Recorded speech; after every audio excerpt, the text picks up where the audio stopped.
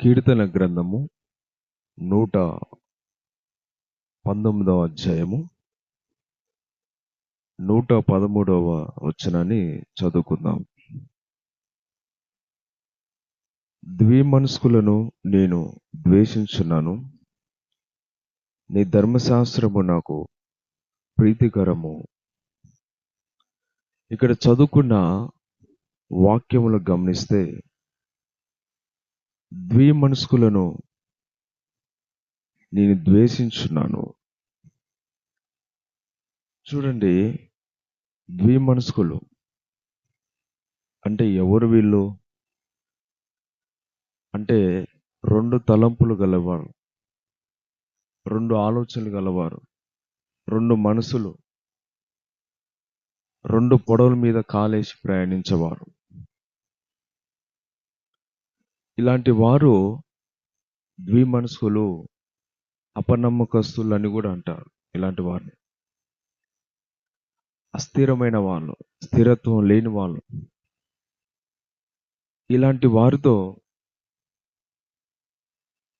ఏమంటున్నాడంటే వీళ్ళని నేను ద్వేషించున్నాను అనేసి ఇక్కడ వాక్యం ద్వారా ఇక్కడ స్పష్టంగా తెలియబడుచున్నది. చూడండి,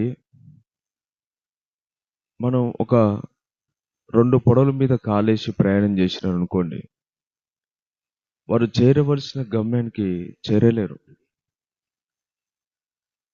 రెండు పొడవుల మీద కాలేసి ప్రయాణం చేస్తే నువ్వు చేరవలసిన గమ్యానికి నువ్వు చేరలేవు. నువ్వు ఎక్కడో ఒక చోట మధ్యలో పడిపోవాల్సి వస్తుంది, అటు కాకుండా ఇటు కాకుండా అయిపోవాల్సి వస్తుంది.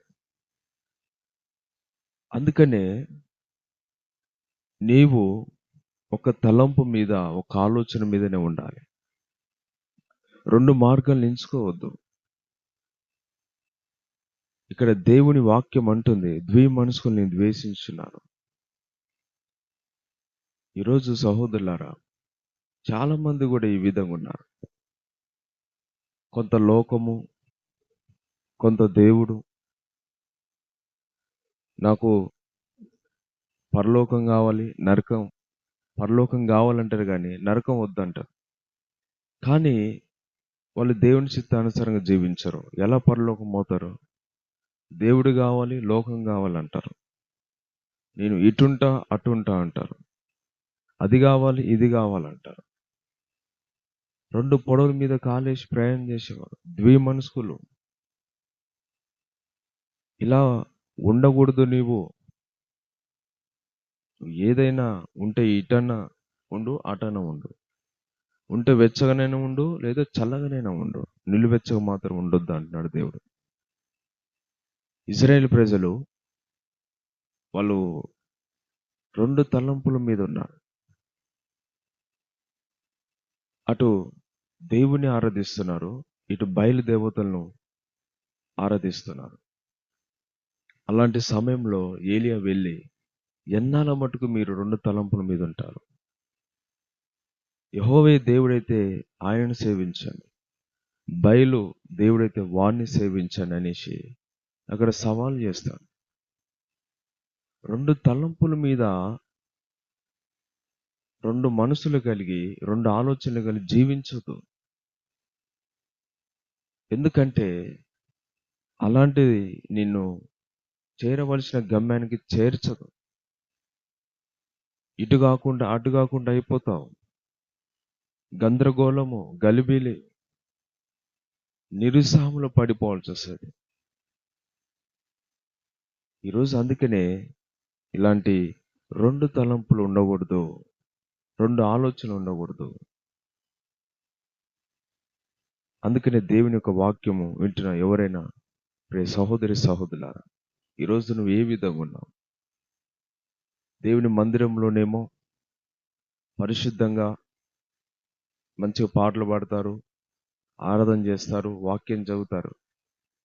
బయటికి వెళ్ళగానే, మందిరం నుంచి బయటికి వెళ్ళగానే అన్నీ కూడా లోకానుసరమైన జీవితం, అన్నీ కూడా పాపిష్టి పనులు, సినిమాలు, సీరియల్ చూడడం, అపవిత్రమైన కార్యక్రమాలు చేయడము, ఈ యొక్క వ్యర్థమైనవి చూడడము, వ్యర్థమైనవి తినడం, వ్యర్థమైనవి తాగడము, ఇవన్నీ కూడా చేస్తున్నావు. ఇలా ఉంటే నీకేం ప్రయోజనం?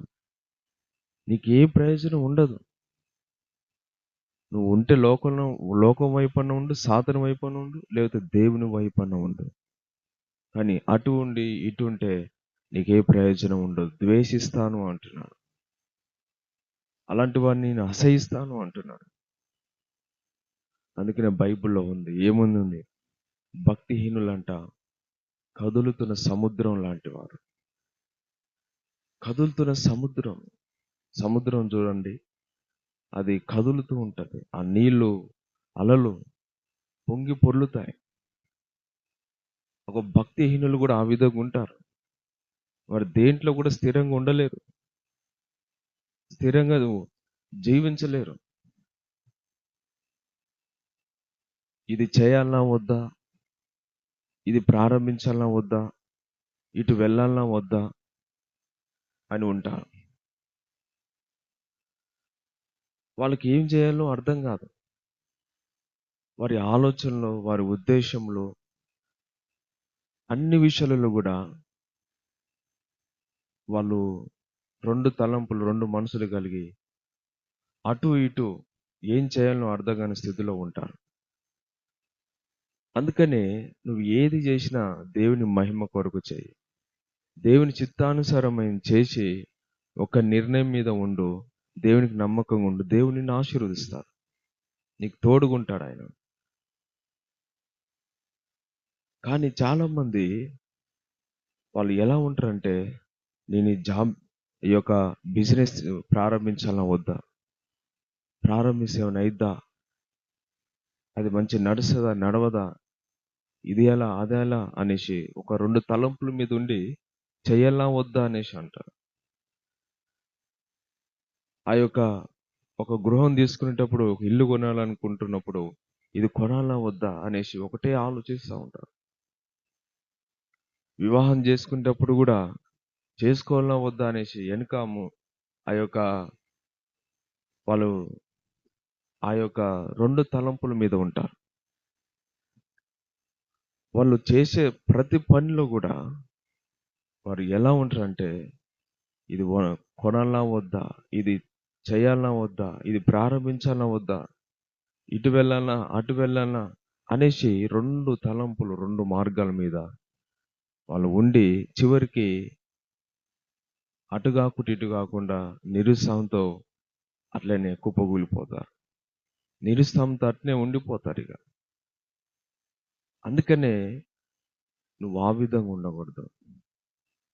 మనసులు, రెండు తలంపులు తీసేసుకో, రెండు ఆలోచనలు, అపనమ్మకం తీసేసుకో, అవిశ్వాసం తీసేసుకొని దేవుని మీద నమ్మకం పెట్టి, దేవుని మీద విశ్వాసం ఉంచి, నువ్వు ఏదైనా దేవునికి మహిమ వచ్చేది, దేవునికి ఘనత వచ్చేది, ఆయనకు ప్రార్థన చేసి ఆయనకు నమ్మకంగా ఉంటే, అది బిజినెస్ అయినా, జాబ్ అయినా, వివాహమైనా, ఇల్లు అయినా, పొలమైనా, ఏదైనా కూడా, ఏ పనైనా కూడా అన్ని విషయాలలో దేవుడు నిన్ను ఆశీర్వదిస్తాడు.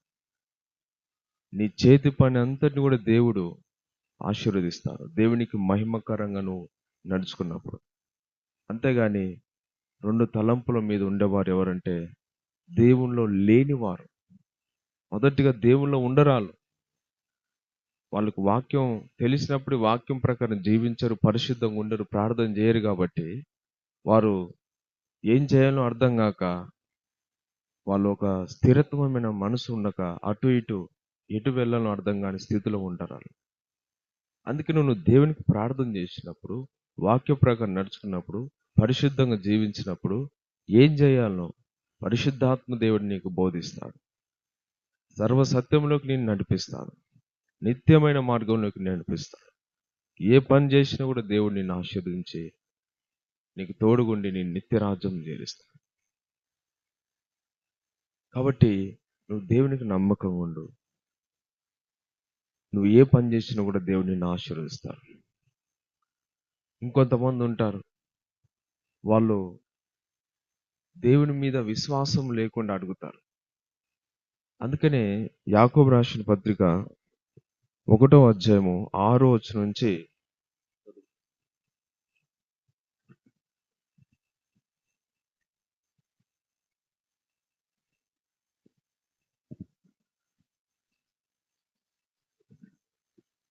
యాకోబు రాసిన పత్రిక 1వ అధ్యాయము 6వ వచనం నుండి 8వ వచనం వరకు చదువుకుందాం.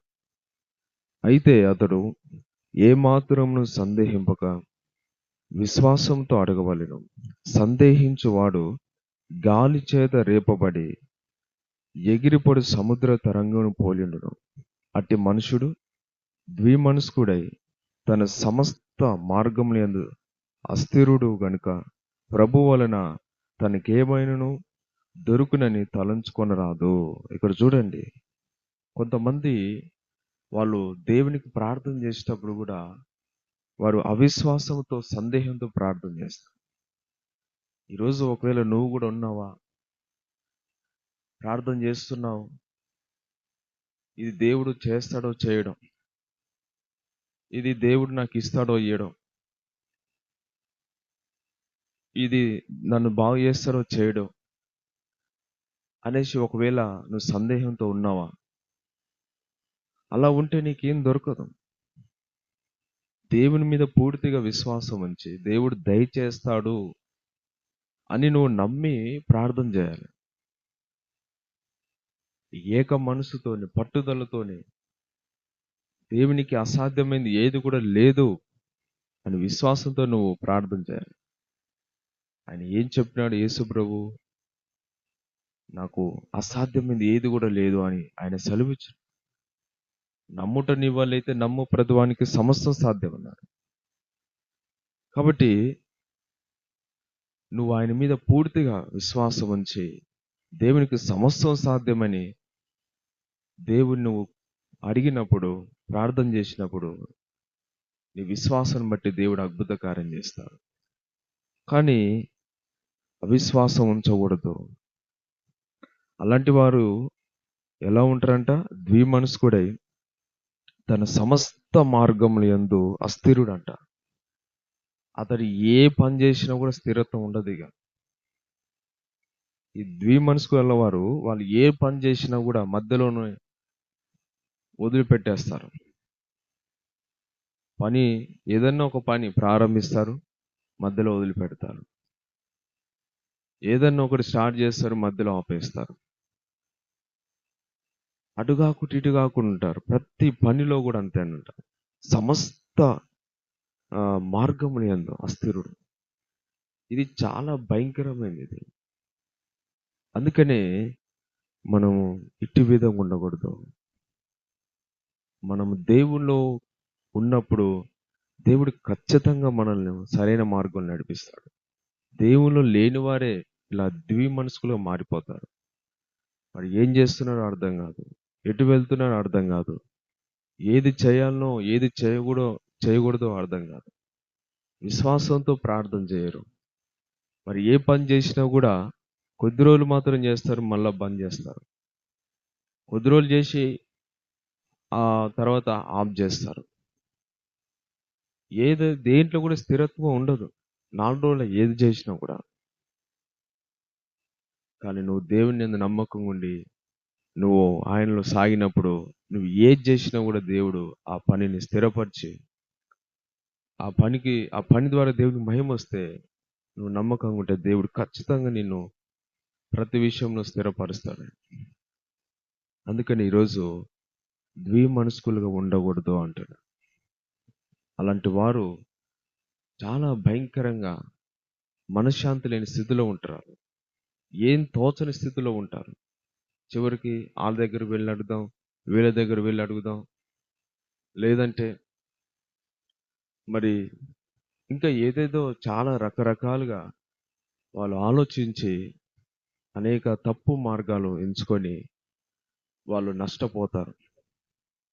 అందుకని అలా చేయకూడదు.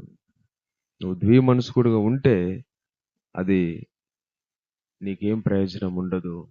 అది నేను నష్టంలోకి చేరుస్తుంది. కావున మనం దేవుని భయభక్తులు కలిగి ఉంటే దేవుడు మనకు సహాయం చేస్తాడు. మనం చేసే ప్రతి పనిలో మనకు తోడుగుంటాడు. కాబట్టి 2 తలంపుల మీద ఉండకూడదు. 2 మార్గాలు ఎంచుకోవద్దు. 2 మనసులు ఉండకూడదు. ఒకే మనసు, ఒకే తలంపు.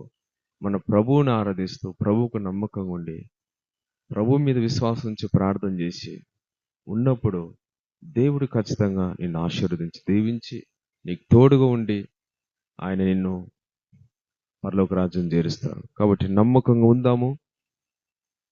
మంచి మనస్తత్వం కలిగి, యథార్థమైన మనసు కలిగి ఉందాము. దేవుడి మాటలు దీవించి ఆశీర్వదించును గాక. ఆమేన్.